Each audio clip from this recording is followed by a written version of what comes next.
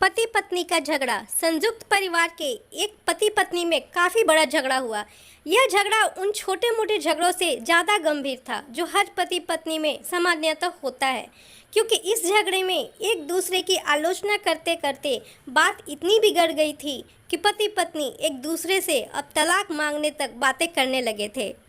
संयुक्त परिवार के बाकी सभी लोग बहुत परेशान हो गए और वह सब किसी तरह इन दोनों को समझाकर इस झगड़े का अंत करना चाहते थे। जब सभी के प्रयास काम नहीं आए तो वे लोग पति पत्नी के इस जोड़े को घर के सबसे बुजुर्ग सदस्य यानी दादाजी के पास लेकर गए। जब दोनों पति पत्नी दादाजी के कमरे में प्रवेश किए तो दादाजी ने उन दोनों को बैठने के लिए कहा और फिर पूछा कि बताओ तुम्हारी समस्या क्या है। दोनों पति पत्नी एक साथ बोल पड़े और एक दूसरे पर आलोचनाओं की झड़ी लगा दी। जितनी कमियां पत्नी अपने पति में गिना रही थी उससे ज़्यादा कमियां पति भी अपनी पत्नी में गिना रहा था और कई मिनटों तक यह सिलसिला चलता रहा।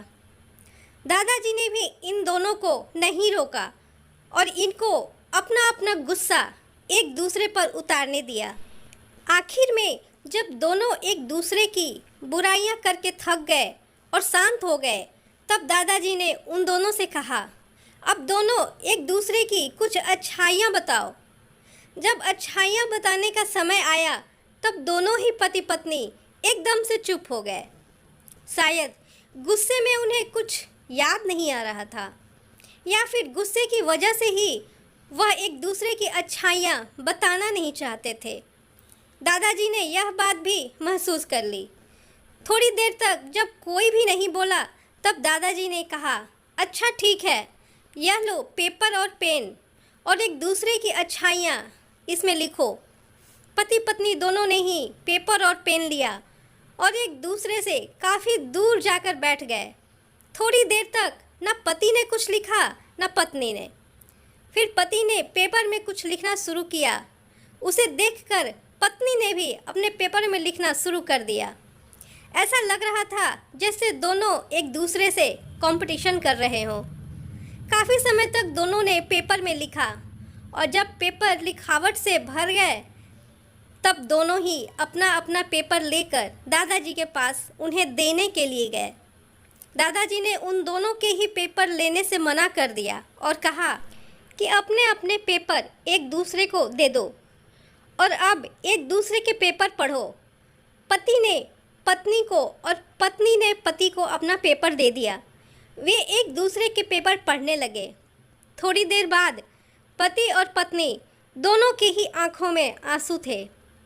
पेपर में अपने बारे में लिखी अच्छाइयाँ पढ़कर पत्नी तो फूट फूट कर रोने लगी। पत्नी को रोता देख पति उसे चुप कराने के लिए दौड़ पड़ा और माफ़ी मांगते हुए उसे मनाने लगा। पत्नी ने भी पति से माफ़ी मांगी और माहौल ऐसा हो गया जैसे कभी कोई झगड़ा हुआ ही नहीं था। दोस्तों, कमियां और खूबियां जगत के हर इंसान में होती हैं।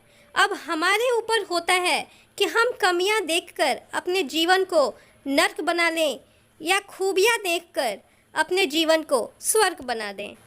आशा करती हूँ कहानी अच्छी लगी। अपनी राय इस कहानी के बारे में कमेंट बॉक्स में ज़रूर दें। साथ में कहानी पसंद आई तो एक लाइक ज़रूर दें, क्योंकि आपका लाइक मेरे लिए मोटिवेशन है। साथ में मेरे चैनल पर नए हैं तो सब्सक्राइब करना ना भूलें। कहानी सुनने के लिए आपका बहुत बहुत धन्यवाद।